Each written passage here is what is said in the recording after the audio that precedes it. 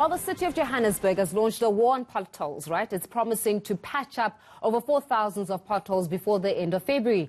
Joburg Mayor Geoff Makhubo admits this is a quick fix. He says to resolve the underlying problems, it would cost 20 billion rand and money that is not available. The organisation Undoing Tax Abuse says this amount is too high. The organisation CEO Wayne Duvenage joins me now for this conversation. Wayne, thanks a lot for joining us this afternoon. 20 billion rand to foot the bill if we want a more permanent resolution to what we're facing in Johannesburg, where potholes are concerned. Yeah, look, I mean, this is the result of not maintaining the roads for a number of years, for a couple of decades. In fact, our research over the last decade, the City of Joburg is underspent in its maintenance across the board, not just roads, but, you know, sewage, water, everything. The underspending is in the billions of rands as a result of this not focusing on continuous maintenance. You have to keep maintaining. Roads will deteriorate, and now we have a situation, about 50% of Gauteng or Joburg's roughly 13,000 kilometers of roads are in good condition. The rest require attention, but if you don't, then you have to continuously repair these potholes. So that is a very quick fix. What they need to do is resurface a lot of them. The concern we've got around this total that they talk about, because to fix it you need to do a proper fix, is that just in the end of 2017, so we're talking just over 2 years ago, the backlog that was stated by the JRA was about 7.1 billion rand for resurfacing and reconstruction work of these roads. And now we want to understand, why is it in 2 years gone from 7.1, and they have maintained that, so we still believe it's around about. In fact, the previous mayor and his team had done a lot of good work in resurfacing some of the roads.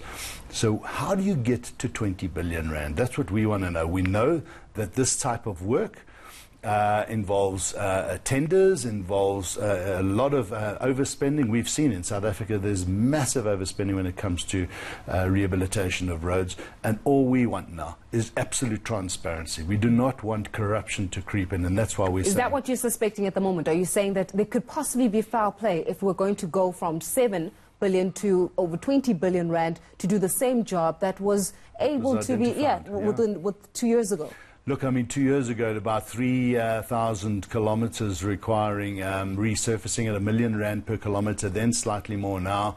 That's just 3 billion rand. That's the resurfacing for that amount of road. So there's a big question mark, undoubtedly. And yes, we are concerned because we've seen projects around the country and including in Joburg where overspending takes place, fruitless and wasteful expenditure. Projects are given out and people do no work and they get paid ahead of time. So what we want to do is engage with the JRA and make sure that the citizens are involved, make sure that these roads the projects are undertaken properly, timeously, and within proper tendering processes, and the amount of money is contained. Wayne, have you reached out to the JRA for such? I mean, they're saying that, I think they're making available about 400 million rand for this project to actually continue in terms of the quick fix mantra, right? But then when it comes to the longevity of it, it's looking at 20 billion. And when you speak to them, what do they say? We haven't engaged with them yet. We've put the word out. We've been trying to engage with them for some time now. Have they been ignoring you? We don't know, but let's do some formal writing to them now that we've unpacked what this is. The statement only came out recently.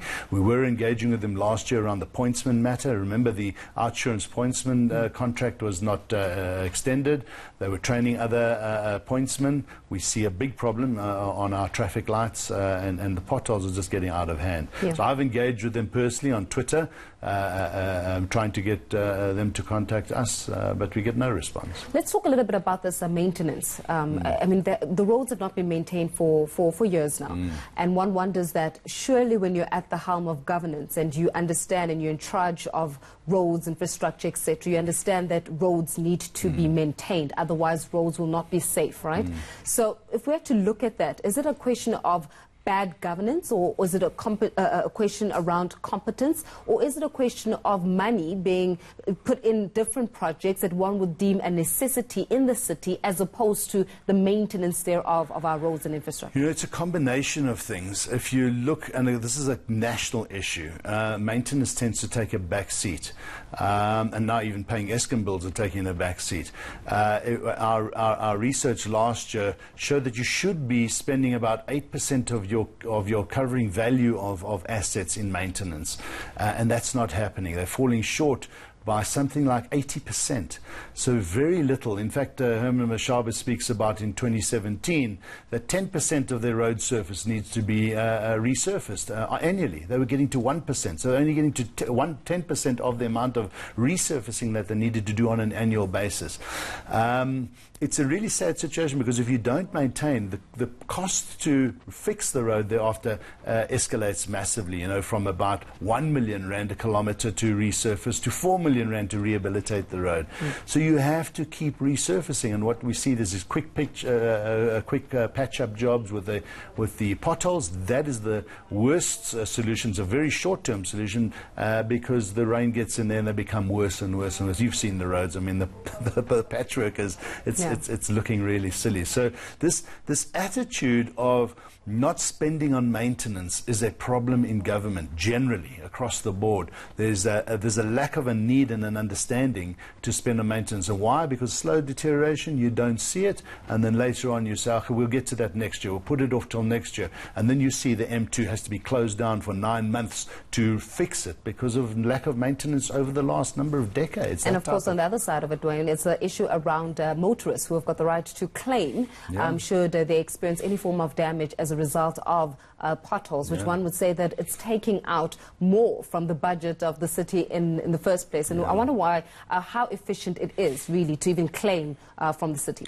Well, we'd like to know what the success rate is of the motorists. The city does say claim from us, but that's a problem. I think the claims are escalating. The potholes are getting worse without a doubt. I see how it impacts on traffic now, where you have a pothole, people are swerving to miss it, pushing into other lanes and causing accidents. It's slowing down traffic now, and they're taking longer and longer to repair. So yes, while they're acknowledging they've got a backlog and they've got to attend to it, 20 billion rand is extremely questionable. And why are you taking so long to maintain your roads? Just get into a maintenance program, get 10% of your roads maintained.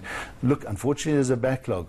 The City of Joburg has got a big problem with regards to maintenance. They've left it too late, and now they've got to catch up. Now, that's a problem that they must address themselves. They must ask the previous leadership and the previous city managers and the previous city managers, what were you doing? Why weren't you spending the money? If there's maladministration and misspending of money, then they must hold them to account. And this is what we're asking current boards to start doing.